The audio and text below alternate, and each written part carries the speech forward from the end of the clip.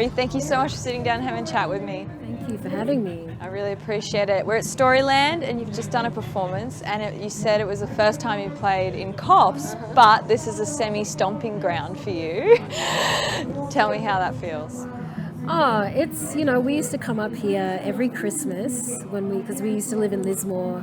I went to school there. My parents were studying at Southern Cross University and then later lectured there. And we used to take trips here every holidays. We used to stay in Sawtell, camp there, and then when it came time for me to learn how to drive, I would drive up here during the holidays and then back to Lismore. So it holds a lot of memories. Because you've just been back in the country for about a week. You've been in the States touring. Is that what made you say yes in such a short time frame? You were like, oh, I want to honour a smaller festival with somewhere that I'm connected to? Well, to be honest, we were booked, I think maybe a whole year before, and then the floods hit. And so we weren't able to play Storyland, and then it kind of got rescheduled. And I'm so happy that it did, because, when we came back from the States, we were just like, what are we going to do? Where are we going to play? And so I'm happy that we got this opportunity. It's like a little integration after such a big show. It's like we're ground in our country. Yeah, cool. Can you share some pre-gig rituals you might have? Is there something you do to centre yourself? I try to meditate. I never used to have a ritual beforehand, but I feel like as I get older, I get more nervous, which is so weird.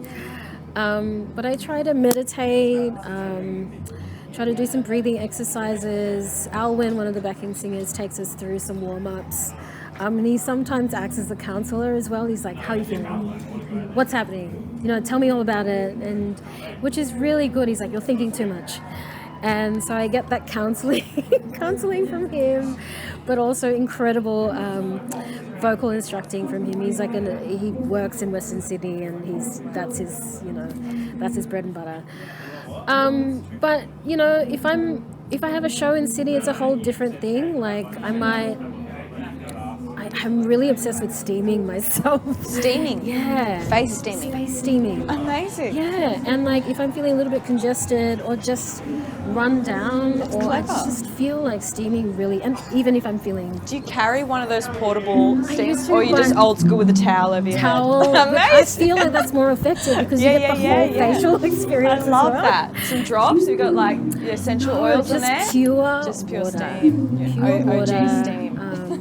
What else do I do? Yeah, pure water, and then just electrolytes. Okay, electrolytes, cool. Nice. Just got to be hydrated. Yeah. Yeah. Oh, I love that. But from a spiritual perspective, a few deep breaths and just grounding is your go-to. A few deep breaths, some grounding. Sometimes I pray. Sometimes I just try to have a moment, because before a show, everyone's at me, the band's at me, there might be someone who wants to talk to me, or there's, my family who want to, where are you? Where can I find you? We can't get in, so it always helps to just have at least 5 minutes to just be silent. Amazing. I found it so touching on your Instagram. You were saying about your beautiful child, how reuniting after being abroad. You had nights where you were crying and you were hands up to all the mamas out there. Can you give me some advice for the women that want to have a thriving career and a family as well? How do you do it? Look, I don't think that there's any... It's hard. It's really hard because you're constantly juggling. If you're spending more time with your child, you're taking time away from your career. If you're spending more time on your career, you're taking time away from your child. So it's like this never-ending battle between the two. And I was talking to my friend Billy, who was singing with me earlier, and the thing is, you have to show your child that you can do what you love, and that makes you happy and that gives you joy.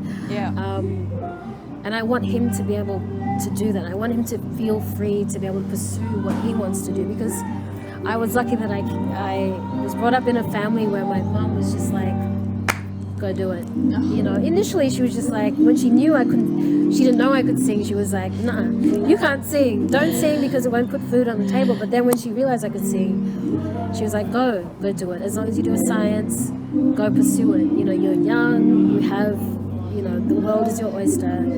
Is that where the whole wanting to be an astronaut came from? Was Yes. that your parents? I was going to ask that later, but I love that we're here now. Yeah. No, totally. She was always big on ambition and that kind of stuff. So when she told me that, I was like, she wants me to reach for the stars. I'm going to reach for the stars. In my own way. Amazing. So his name is Nadav. I want him to know that he can be who he wants to be. That's so beautiful. Yeah, I mean, it comes at a cost. You know, like this morning, he was like, Mama, I don't want you to go. Oh. You know, because I'd only been at home for not that long. He's like, why do you have to go? I'm like, Baba, if I don't go, I can't like put food on the table, you know?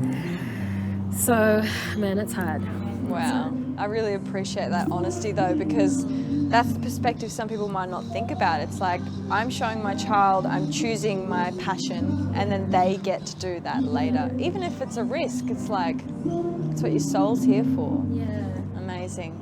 Tell me about those lockdown years for you on the Central Coast, because your career after that, I know it's been building for a long time, but after that there was just this boom. What were you doing on the Central Coast in those years? How was your family influencing you? What were you brewing? What was happening?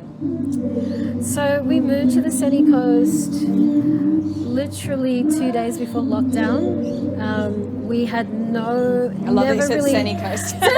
Represent! Yeah. Oh man, I miss it so much. You know, it's like, it's the first place that I've actually felt like it's been home to me. Outside of Papua New Guinea, of course. But yeah, we had no dreams of living up there at all. We'd been on holidays and visited a friend, Zoe Hupman, who's a bass player and lives up there. And she was just like, you guys should come up here. It's amazing. It's family friendly. It's cheap. It's like, we're like, okay. And there was I'd had a residency in Paddington in Sydney, and that had ended. We were living at my husband's parents' house, and we had no idea what we were doing. Wow. And then it just so happened that we were just like, why don't we just go there? Go there, and we did. And literally, the real estate gave us the keys, like straight after we had signed the papers. And so what I was doing there, I guess. You know, lockdown happened and I really relished in that break. You know, with the first lockdown, I was like, wow, I've been going for nearly 17, 18 years.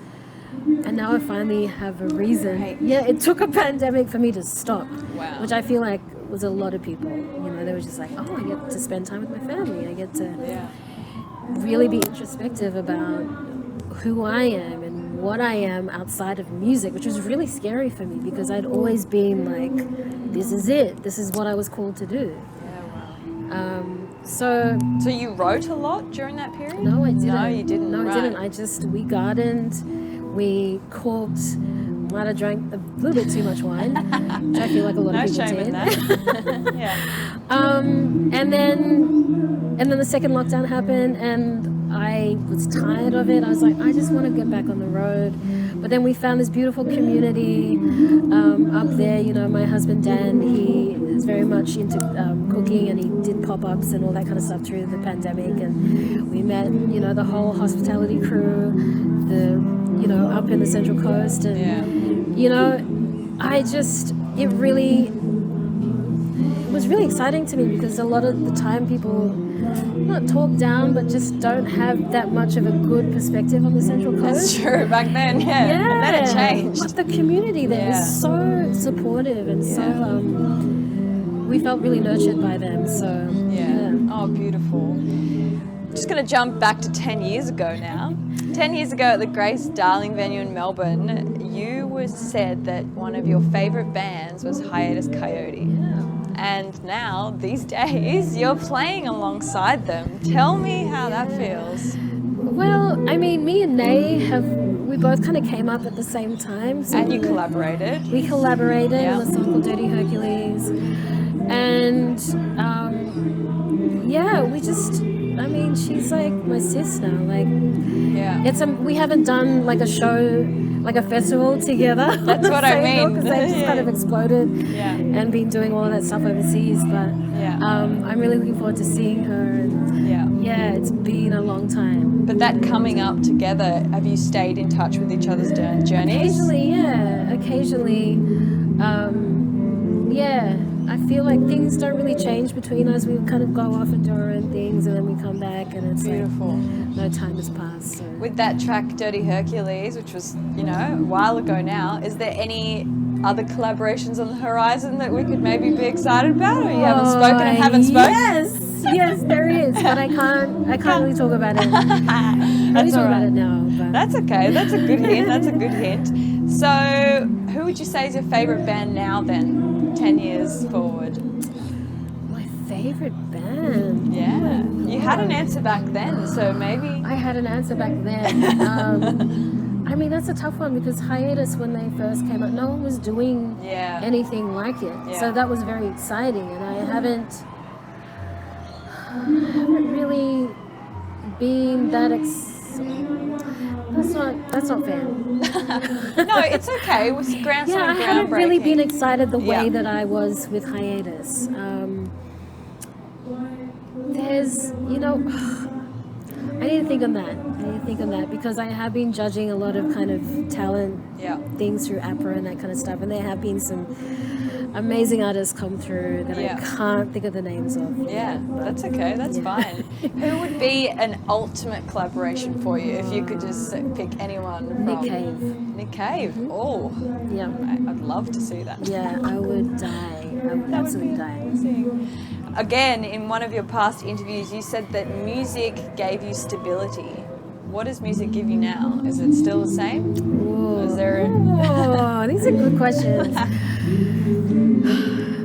I think it does to a certain extent, but I'm more aware of what should give me stability rather than music, if that makes sense. I think what music gives me now is joy. It always did. It always gave me joy. I think I went through a period post-pandemic where I just was so exhausted and so lethargic of everything that had happened. I just did not want to do it anymore. Yeah. I was, I was right at the precipice of quitting music, and that was that identity breakdown, right? Because you said you didn't know who you were without music, so it was the stability, and now... Exactly, and a lot of things happened during that period, which I won't go into, but I was really undone in the last year to the point where I was like, who am I? Do I actually enjoy doing this?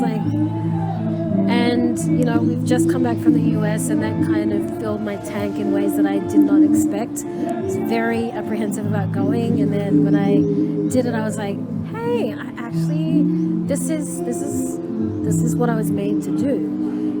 I love touring. I love being out there. I love being on the road. I love the camaraderie of being with my band and experiencing these things together. And it was energizing you rather than depleting you. So that was the answer. Yeah. Amazing. I'm going to ask you a bit of a random question now. It's the times though. AI. It is coming in hot. It's coming into the industry. Yeah. What's your thoughts on it?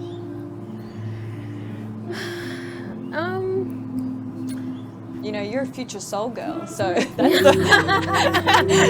the future now. You know what? I did a session last year, just for an ad or something, and the guy that was recording me started talking about how they're starting to use, AI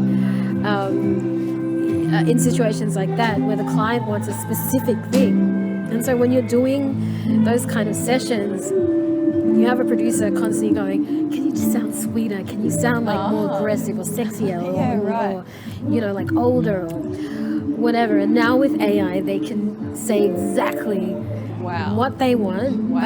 Whether they want to replicate a Taylor Swift song or a Beyonce song or a Nick Cave song or a Leonard Cohen song. And that's scary for the singers that actually get their bread and butter. Exactly. From doing sessions like that. I do it occasionally, but that's not really my thing. But I think in that sense, I think that's a little bit scary, but the thing is, you just cannot replicate experience, like the human experience. Yeah. So I wonder if things will get to a point where you just cannot tell. Well, there already is. I heard an entire song, a rap song that was Kanye, that was not Kanye.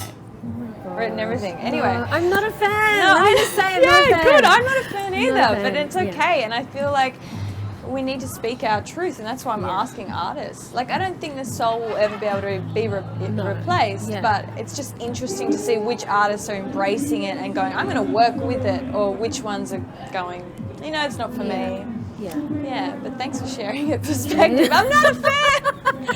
I love that. Oh, I wanted to ask you about your name, because Ngaiire, when you were born, it just had the one eye, and then now you're with this artistic endeavor, you've added the extra eye. Tell me. Oh, that was such a terrible decision. Why?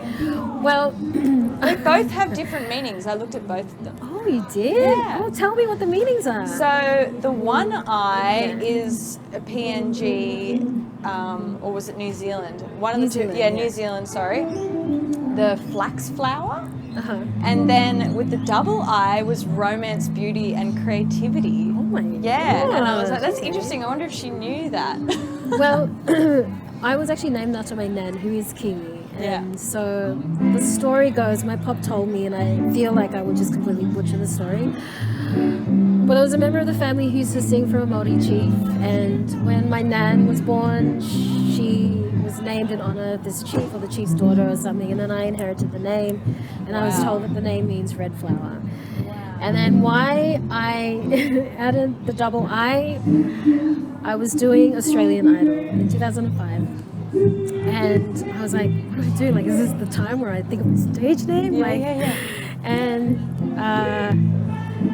there was another woman who was singing under Ngaiire, like from the 80s. Like, it wouldn't have mattered at all. So I was just like, maybe I'll just add an extra I to set it apart. Dumb, so dumb. It's not dumb. And now I'm stuck with it. No, but that's good. You know, sometimes people expect this deep meaning from something, and sometimes it's just a last minute, or it's a spell check mistake or something. Such a stupid mistake. No, it's good. And look up the meaning. It's got all these things about art and romance in there. And I was like, wow, that's cool. That's amazing. What is the advice that you wish you heard or could give to yourself 10 years ago that you could give now to aspiring artists? To an aspiring artist? Yeah. So when you were young, what's the advice you wish you had heard that you know now that you'd like to pass on?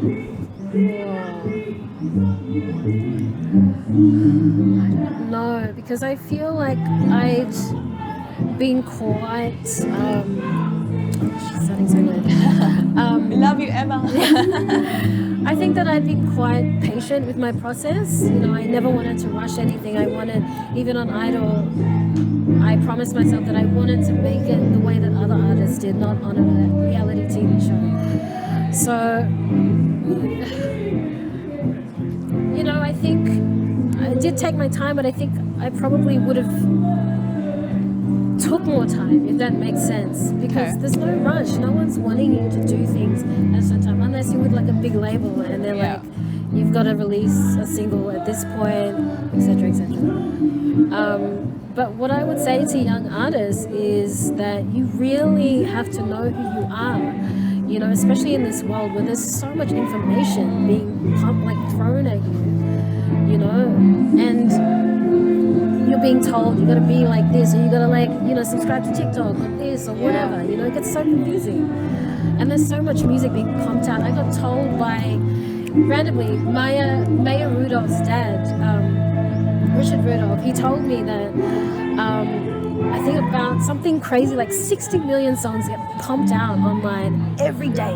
Oh, every day. That's a lot. That's a lot. That's a lot. You know? So I would just say that there is being who you are, being true to yourself means so much more now than ever. So I would say just know your foundations, because otherwise you're just gonna go every which way. So. that individuation process. It's so important. Yeah. Oh, I love that. Okay, final question. What advice would you like to give yourself for the next 10 years? Okay. These are great questions. Advice that I would give myself for the next 10 years.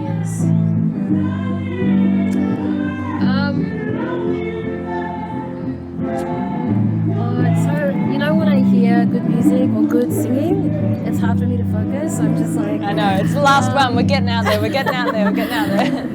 I would say the same. I would answer it the same way as the last question. I've been in this industry for so long, but there are still moments where I lose myself and I feel like I've got to subscribe to what all the younger artists are subscribing to, or this or that. And I would just say continue to run my own race. And I think most people think that I have been, but it's still distracting, all the things that go on around. So I would say to just continue being true to myself. Amazing. Thank you so much for sitting down with me. Thanks for having me. It's been an honour. So good. All right, let's go watch Emma. Yeah.